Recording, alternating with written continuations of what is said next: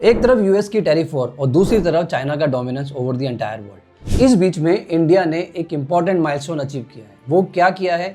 India ने sign करी है free trade agreement deal with New Zealand, जो सिर्फ 13 मंथ्स में हुई है। और ये एक मेजर माइलस्टोन है क्योंकि इंडिया के एक्सपोर्टर्स को 100% एग्जेम्पशन मिल गई है, इन अ सेंस कि 0% इंपोर्ट ड्यूटी या टैरिफ लगेगा जब इंडिया का गुड्स न्यूजीलैंड में जाएगा। तो एक ये बहुत बड़ी अचीवमेंट है इंडियन गवर्नमेंट के लिए, इंडियन एमएसएमईज के लिए और इंडियन एक्सपोर्टर्स के लिए। तो आज इस वीडियो में मैं सीए राहुल जैन आपको इस डील के बारे में ब्रीफ में समझाऊंगा और साथ साथ ये बताऊंगा कि किस सेक्टर्स पे इम्पैक्ट हो रहा है, किन स्टॉक्स को इमीडिएट बेनिफिट हो सकता है जो आपको देखना चाहिए, समझना चाहिए। लेकिन एक प्रॉब्लम है, मेरे चैनल में व्यूज आते हैं लेकिन सब्सक्राइबर्स नहीं आते हैं, और सब्सक्राइबर नहीं आने से ऐसा मुझे डिमोटिवेशन होता है कि मेरी वीडियोस को कोई लाइक नहीं कर रहा है, समझ नहीं रहा है मेरी डायरेक्शन को। तो अगर आपको मेरी वीडियोस से कुछ भी हेल्पफुल मिलता है तो प्लीज़ चैनल को सब्सक्राइब करें ताकि मुझे वो मोटिवेशन मिलती रहे।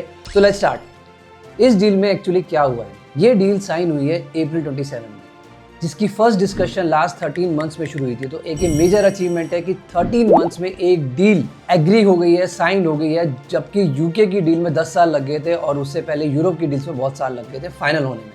और मेजर इंडिया को बेनिफिट क्या हुआ है? $20 बिलियन की इन्वेस्टमेंट्स आएगी न्यूजीलैंड से इंडिया में। स्पेसिफिक सेक्टर्स कौन से हैं? Renewable, infrastructure sector, digital sector, agriculture and manufacturing. साथ साथ 5000 वर्क वीजास दिए जाएंगे इंडियन प्रोफेशनल्स के लिए।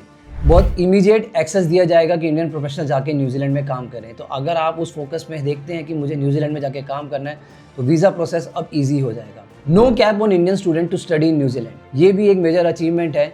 जिस तरीके से न्यूजीलैंड की जो यूनिवर्सिटीज़ हैं जिनका उनका एक्सपर्टीज़ है वो अब इंडियन स्टूडेंट्स को बहुत इजीली एक्सेस मिल जाएगा। जहां इंडिया ने कुछ प्रोडक्ट्स पे 70% टैरिफ रिड्यूस किया है, वहां न्यूजीलैंड ने 100% टैरिफ रिड्यूस कर दिया है to the Indian exported goods. So that mean it's a clear win. और ये क्रिटिकल अचीवमेंट क्यों है? क्योंकि न्यूजीलैंड एक ऐसी मार्केट है जो ऑस्ट्रेलिया को भी खोलती है, और ऑस्ट्रेलिया एशिया में एक बड़ा इम्पैक्ट देखा जा रहा है, जो कहीं ना कहीं यूएस से भी इम्पैक्ट होगा, कहीं ना कहीं यूरोप को भी देखा जाएगा और यूके को भी। तो ये एक मेजर अचीवमेंट है पैसिफिक रीजन में। तो अब बात करते हैं किस सेक्टर्स को बेनिफिट हो रहा है और किन स्टॉक्स को बेनिफिट हो रहा है। मैंने रिसेंटली अभी इंडस्ट्रीज बॉडीज़ की रिपोर्ट पढ़ी, जैसे फिक्की की, सीआईआई की। अब उन्होंने कुछ स्पेसिफिक सेक्टर्स को आइडेंटिफाई किया और ये बताया कि ये वो सेक्टर्स हैं जो इमीडिएटली बेनिफिट जिनको हो सकता है। और मैंने थोड़ी और रिसर्च करके उन सेक्टर्स में से कुछ स्टॉक्स निकाले हैं जो मुझे लगता है कि बेनिफिट हो सकते हैं और कहीं ना कहीं वो इस डील का फ़ायदा उठाएंगे। सबसे पहला सेक्टर है टेक्सटाइल एंड अपैरल। इंडिया में अगर आप देखें, इंडिया का मेन कॉम्पीट है Bangladesh in the sector of textile. Bangladesh major export करता है, चाहे वो यूएस हो, चाहे वो यूरोप हो, चाहे वो ऑस्ट्रेलिया, न्यूजीलैंड हो। तो यहाँ से एक मेजर जीत देखी जा रही है इंडिया की कि इंडियन टेक्सटाइल सेक्टर को एक इमीडिएट विन मिलेगा जब वो इंडियन गुड्स न्यूजीलैंड में जाके 0% कॉस्ट पे इंपोर्ट हो जाएंगे न्यूजीलैंड में। तो इमीडिएट बेनिफिट देखा जा रहा है टेक्सटाइल एंड अपैरल सेक्टर में। सो अब उसमें 3 स्टॉक्स निकल के आ रहे हैं। एक है वर्धमान टेक्सटाइल, एक है KPR mill and page industries. Second बात करते हैं फार्मा एंड मेडिकल डिवाइसेस। सो इस डील में एक बहुत इंपॉर्टेंट बात हुई है। इस डील से पहले क्या होता था कि यूएस एफडीए की रेगुलेशंस न्यूजीलैंड में अपेरेंटली मानी नहीं जाती थी, तो न्यूजीलैंड अपना एक अलग से टेस्ट करता था फॉर मार्केट फिट प्रोडक्ट्स के लिए। तो उनका एक अपना डेडिकेटेड टेस्ट होता था। अब इस डील में वो क्या चेंज हुआ है? उस डील में न्यूजीलैंड ने मान लिया है कि अगर यूएस एफडीए गाइडलाइन अप्रूव्ड है कोई भी फार्मा प्रोडक्ट तो हम उसको एज इट इज एक्सेप्ट कर लेंगे। तो डुप्लीकेशन ऑफ एफर्ट्स नहीं रहेगा, इमीडिएट एक्सेस हो जाएगा। तो फार्मा के लिए एक नया सेक्टर खुल गया है, ईज ऑफ कंप्लायंस हो गया है और साथ साथ टैरिफ भी रिड्यूस हो गया है। अब उसमें कौन से स्टॉक्स हैं? Sun Pharma, doctor Reddy laboratories and Gland pharma.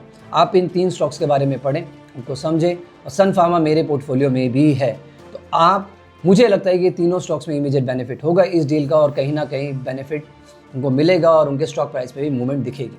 अब बात करते हैं नेक्स्ट सेक्टर की, जो है ऑटो कंपोनेंट्स। सो ऑटो कंपोनेंट्स का एक मेजर बेनिफिट उनको इंडिया यूके डील से भी हुआ था। अब वही बेनिफिट देखा जा रहा है इंडिया न्यूजीलैंड डील के साथ। और सबसे बड़ा कॉम्पिटिटिव एडवांटेज क्या है? जापानीज एक्सपोर्टर्स और ताइवानीज एक्सपोर्टर्स, जिनको एक बेनिफिट मिलता था फॉर न्यूजीलैंड, अब वही बेनिफिट कॉम्पिटिटिव एडवांटेज मिल गया इंडिया के ऑटो कंपोनेंट मैन्युफैक्चरर्स को। अब उसमें 2 मेन स्टॉक्स निकल के आ रहे हैं, Bharat forge and Minda industries. तो आप भी देखें। सो लास्ट सेक्टर हम देखते हैं James and jewellery. James and jewellery के सेक्टर को एक बहुत बड़ा अपलिफ्टमेंट मिला था जब इंडिया यूएई की डील हुई थी। अब वही बेनिफिट देखा जा रहा है सिमिलरली इंडिया न्यूजीलैंड डील की। जो पहले से टैरिफ 5 से 15% हुआ करता था, अब वो टैरिफ जो है वो 0% हो रहा है।